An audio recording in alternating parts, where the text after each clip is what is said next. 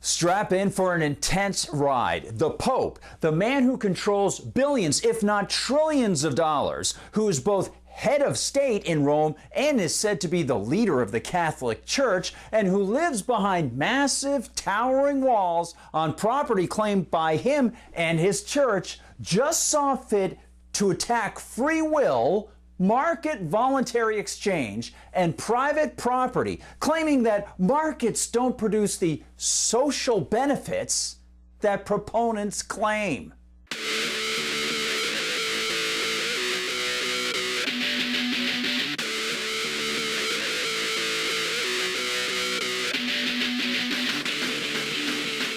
Here is the story from Philip Palella reporting for Reuters. Pope Francis said on Sunday that the COVID-19 pandemic was the latest crisis to prove that market forces alone and trickle-down economic policies had failed to produce the social benefits their proponents claim. The only way you can tell what is a social benefit is through free markets. That's the nature of it.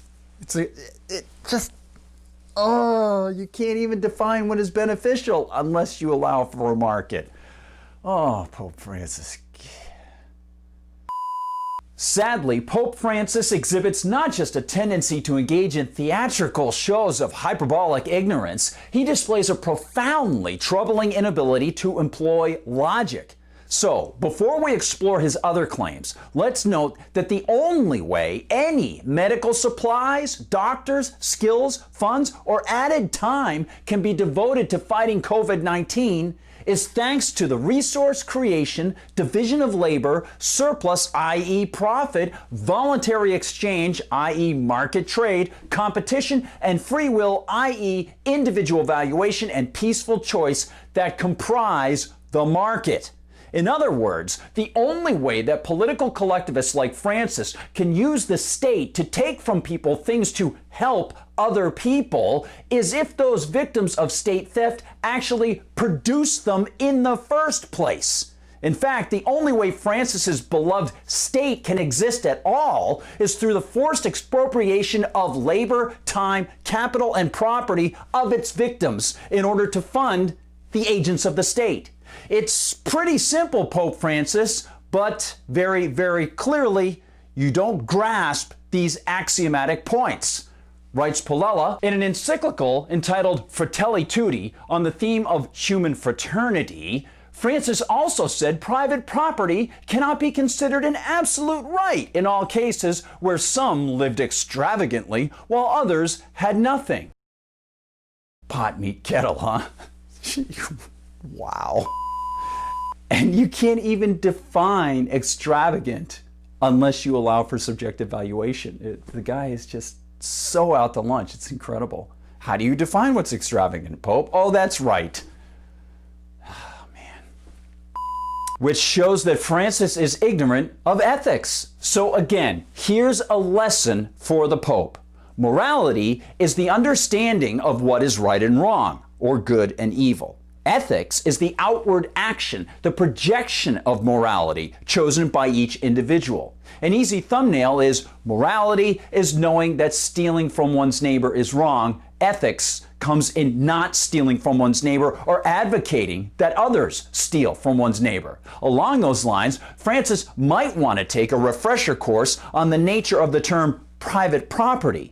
It stems from the concept of mutual respect and the manifest reality of ownership of oneself among others. That is, as Immanuel Kant explained, the only fundamental universalizable principle of human existence. Each of us owns himself or herself, and the only universalizables in human ethics are the principles of peace based on the fact that we own ourselves. You own yourself, I own myself. We have private property in ourselves, our individual free will and peaceful activity, and what we create through those peaceful means.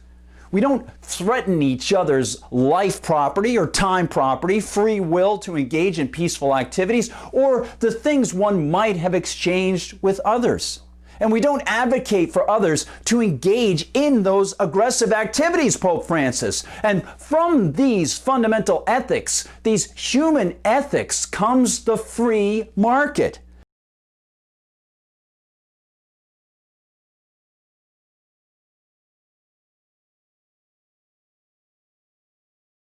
In fact, they're one and the same. Fundamental human ethics is the reality that men and women have natural rights to property in themselves and their peaceful choices.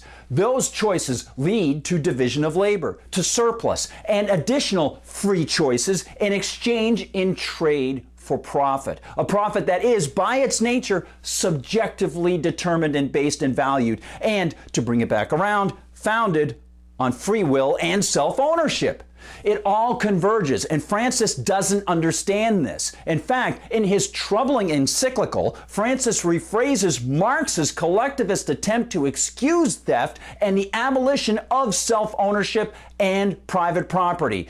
From Marx's poisonous statist notion, from each according to his ability, to each according to his need, the Pope translates it into this: the right to private property can only be considered a secondary natural right derived from the principle of the universal destination of created goods. The universal destination of created goods. Well, that assumes the creation of those goods, Francis, and the individual free will for someone to define for himself or herself what is a good. And it actually supposes that someone else has a claim on the work of others to create those goods, Francis, which itself assumes an ethical right to enslave other people. We're looking for it. Not there. This is incredible. If one actually understands the origin and logic of the term private property, one knows that it's a description of self-ownership, free will, voluntary association, and what one acquires when peacefully engaging with others. There is no right to the private property of others because that connotes a right to the life, preferences, and labor of others. And as noted, it's a claim to be able to enslave other people. And that's not ethical, moral, or universalizable, Pope Francis. And to think that there's a universal destination of created goods puts the cart before the horse. As Bradley Thomas, a contributor to the Foundation for Economic Education, the Mises Institute, and the Libertarian Institute, recently tweeted, "Nature is very stingy. It has restricted the supply of those things necessary to support human life, while requiring effort to transform its raw materials into useful things. Work or starve is not a product of capitalism, but a force of nature." To put it bluntly, what Francis expressed in his encyclical on fraternity has nothing to do with brotherhood, friendship, family, or fraternity. It has nothing to do with free will or economics or help for the indigent or the betterment of one's health. It is a direct attack on the fundamental strictures of the Ten Commandments, specifically the admonitions against theft, a moral and ethical prohibition expressed in Commandment 8, and against coveting anything that belongs to your neighbor, a moral prohibition safeguarding against one's own thoughts straying into those dark realms expressed in Commandment 10. In fact, explicit in Commandment 10 is the idea that private property can belong to one's neighbor. That, contrary to Francis's idiotic claim, private property is a primary right. In fact, even the distinction between what Francis appears to want to call a primary and a secondary right is nonsensical and reveals a profound and dangerous misunderstanding of human life. As I've often mentioned, the use of the term right to apply to the universal idea of leaving one's neighbor alone to live in peace and retain the fruits of his labor stems from medieval Europe, specifically medieval Germanic and British. And it's based on the idea of right-handedness, which in that era, sorry lefties, was seen as proper. As a result, the term right came to be attached to the ancient concept of what was proper or ethical, the ethical treatment of one's neighbor in society. Francis's idea that free markets don't produce socially positive results is completely vacuous. That's the definition of free market capitalism. The only way a business can get any money from a consumer is if it satisfies what that person wants via a social interaction. This is a very simple and powerful message. What Francis says is towering, errant nonsense and shows utter contempt for free will. And the only alternative to free markets is to institute one or more forms of state tyranny, threats, and theft, all of which are verboten in the Old and New Testament. One would hope that someday Pope Francis might learn this. He's taking a long time. Thank you so much for joining me, everyone. We're looking for it. Not there. I'm Gardner Goldsmith.